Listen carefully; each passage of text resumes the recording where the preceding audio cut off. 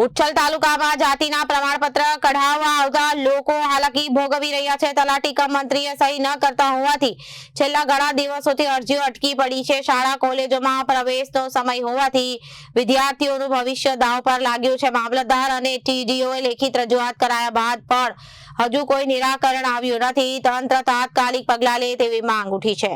ઉચ્છલ તાલુકાની ગ્રામ પંચાયતોમાં છેલ્લા કેટલાક દિવસથી એક જ ફરિયાદ સંભળાઈ રહી છે। જાતિનું પ્રમાણપત્ર જોઈએ છે પણ અરજી પર સહી જ થતી નથી।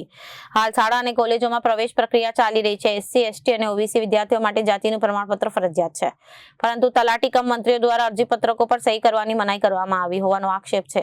પરિણામે વિદ્યાર્થીઓના ફોર્મ ભરવાના રહી ગયા છે અને પ્રવેશની છેલ્લી તારીખ નજીક આવતા વિદ્યાર્થીઓ અને વાલીઓ ચિંતામાં મુકાયા છે। રજૂઆત કરતાઓનું કહેવું છે કે જો આજે પણ કાર્યવાહી નહીં થાય તો અનેક વિદ્યાર્થીઓ આખું શૈક્ષણિક વર્ષ ગુમાવવાનો વારો આવશે।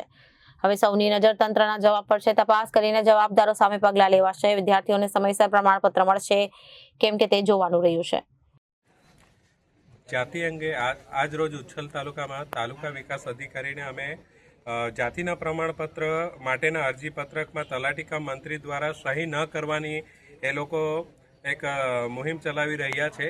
એ મુહિમની અંદર અમારે એટલું જ કહેવું છે કે જાતિના પ્રમાણપત્રો તમે જાતિના પ્રમાણપત્રમાં સહી કરવાની ના શા માટે પાડો છો? તમે અન્ય જે રેવન્યુ અને મહેસૂલી કામો કરવા માટેની તમે મનાઈ અને જે આંદોલન કરી રહ્યા છો તેમાં તમે વાંધો નથી અમને। એ જો પ્રક્રિયા એ જે કાર્યવાહી તમે નહીં કરવા માંગતા હોય તો વાંધો નથી, પણ હાલ ગુજરાતની અંદર વિદ્યાર્થીઓને કે દરેક શાળાની અંદર પ્રવેશ પ્રક્રિયાઓ ચાલી રહી છે।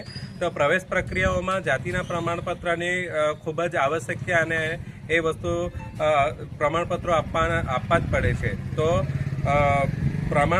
જે જાતિના પ્રમાણપત્રમાં જે અરજીઓમાં તમે સાઇન ના કરીને પછી ના કરશો તો પછી જે વિદ્યાર્થીઓ છે એ લોકોને તકલીફ પડશે। એ લોકોને શિક્ષણ જે પ્રક્રિયા ચાલે છે એની અંદર વિલંબ થશે। તો અમારી અરજ એટલી છે તલાટી કમ મંત્રીશ્રી, તમામ ગુજરાતના કે ઉચ્છલ તાલુકાના જે તમામ તલાટી મંત્રીશ્રીઓ છે એમને જણાવવાનું કે તમે સૌ જાતિના દાખલાની જે અરજીઓ છે એમાં તમે સહી કરો, આ પ્રક્રિયાને તમે ચાલુ રાખો।